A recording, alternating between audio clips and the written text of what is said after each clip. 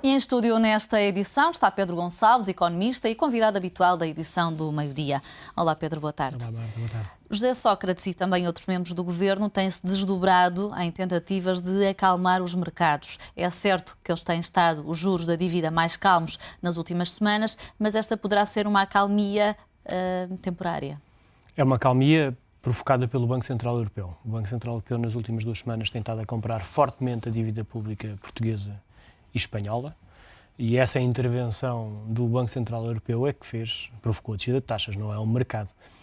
Sobre isso é interessante a perspectiva o Primeiro-Ministro. Eu acho que se deve desdobrar em iniciativas de promoção do país, e esta ida à China é importante, da parte do Ministro das Finanças, mas ao mesmo tempo é um bocadinho interessante analisar como utilizar o Financial Times para dizer aos mercados aquilo que os mercados sabem sobre nós bastante melhor. Os mercados sabem porque é que não compram a nossa dívida e, obviamente, não é uma intervenção do Primeiro-Ministro a explicar porque é que os mercados vão de comprar que vai resolver o problema.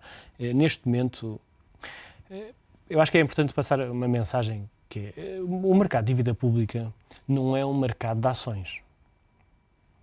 Um investidor de ações é um investidor de risco.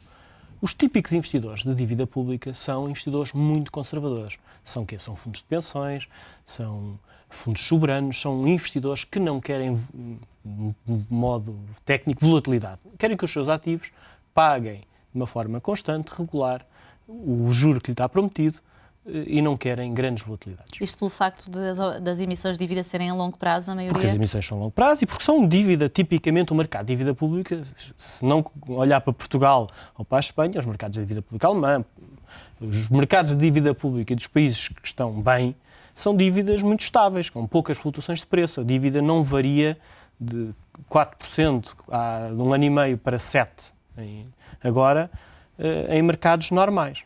O que aconteceu a Portugal é que, quando começou esta volatilidade sobre a nossa dívida pública, os investidores deste segmento, e como digo, não são os investidores das ações, são investidores de dívida pública, não querem este tipo de volatilidades.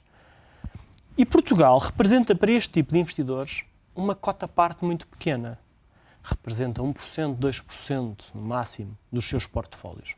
Hoje, numa coluna de opinião no Diário Económico, um dos diretores do Diário Económico escreve que Portugal não é sexy aos olhos dos investidores. Não, mas é exatamente aí que eu ia terminar. É que o resultado desta volatilidade e desta instabilidade sobre o mercado faz com que os investidores não queiram Portugal, porque não se querem sequer dar ao trabalho, e não se vão dar ao trabalho, isto são investidores mundiais, não se vão dar ao trabalho de estar todos os dias preocupados com o que vem de Portugal. Eles queriam uma coisa estável, que lhes pagasse um juro estável. Isso não acontece, saia de Portugal, ponto. E vão demorar bastante tempo até voltarem para Portugal. Este estrago não é um estrago recuperável em 2 ou 3 semanas ou num ano. É como numa corrida de cavalos apostar num cavalo debilitado. É uma corrida de cavalos, apostar num cavalo debilitado e depois ter a noção que o cavalo vai demorar muito tempo a sarar. E a noção aqui é que estes investidores vão demorar algum tempo a serem novamente compradores da nossa dívida pública. E nós podemos tentar alargar a panóplia de investidores, ir à China, ir ao Brasil, ir a outros mercados, tentar vender a nossa dívida. Mas novamente vamos enfrentar um problema da procura. É porque quem quer comprar a dívida pública não quer grandes riscos. Porquê é que a China quer comprar dívida pública? De repente aparece como o símbolo da salvação nacional. Eu não sei se a China quer comprar, introduzir que quer o dinheiro fazer. Entrar, não é? O que é importante é ver o dinheiro a comprar a dívida pública. Isso ainda não se viu. Nem funciona assim. Eu acho que a China terá alguma disponibilidade para ajudar Portugal, em troca de alguma coisa. Não há almoços grátis na economia nem no mundo. De quê? Há vários ativos que são importantes a Portugal. Portugal tem do ponto de vista de geopolítico, principalmente nos PALOPs, um parceiro importante para a China. Pode ser importante para um reforço na Angola. Pode ser a própria Portugal, o país, algumas das novas infraestruturas estão apontadas, e têm vindo recorrentemente a ser apontadas como interessantes para grandes investidores chineses. Fala-se do Porto de Sines, por exemplo, como uma plataforma logística para a China na Europa.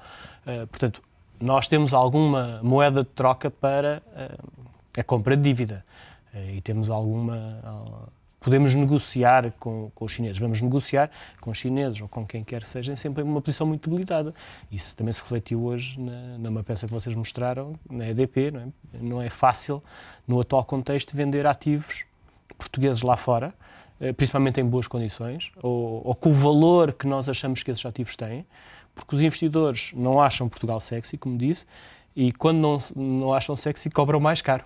Basicamente é isso que está a acontecer. E, portanto, justamente sobre a EDP, mesmo o preço que estava aqui a ser pedido pelo Estado é abaixo do valor de mercado. Portanto, aquilo que estava a ser pedido já não faz jus ao real valor da empresa. Sim, mas a operação que foi a mercado não é uma operação de privatização pura no sentido de venda de ações. É um convertível, ou seja, nos primeiros anos é uma obrigação com um juro fixo que depois converte em ações.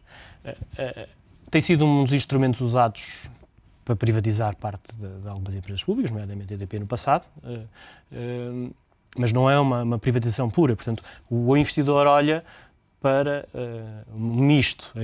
O que se pretende com estas operações de convertíveis é apelar a vários tipos de investidores. Não os puros de ações, mas é um misto. Os de juros, de dívida corporate, que basicamente é o convertível até se converter em ações, e depois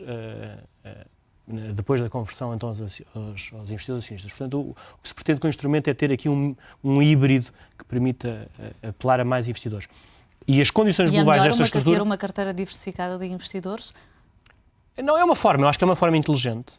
Eu acho que é uma forma inteligente de ir ao mercado com a EDP neste momento, porque acho que o prémio da ação, na minha opinião, não sou analista de ações, mas a EDP tem tido, e os ativos portugueses estão muito penalizados, e quando se olha por vários tipos múltiplos, quer Portugal em relação à Espanha, quer a Ibéria depois em relação à Europa e aos Estados Unidos, estão a preços muito de desconto, e empresas estáveis, muito sólidas, com grande parte das suas receitas já do estrangeiro. A EDP tem cerca de 50% das receitas fora de Portugal, portanto, mesmo o problema em Portugal já é só 50% do problema que era há uns anos, e é uma maneira inteligente de fazer isso por via do convertível.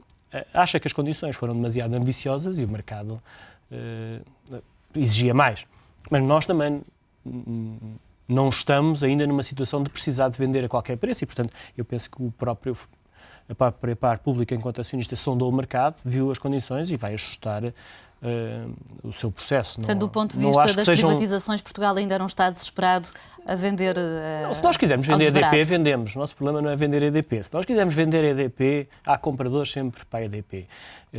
Mas a um preço mais baixo. A um preço mais baixo, obviamente. Agora, nós não podemos achar é que, no atual contexto, com toda a incerteza que temos sobre o mercado, sobre o país, sobre as condições futuras, vamos conseguir vender os nossos ativos aos preços a que eles estavam cotados antes da incerteza. Era melhor vender já, Pedro? É uma $1 million question. Não sei se era melhor. Não conheço em detalhe a necessidade da parte pública também de se financiar por via desta operação.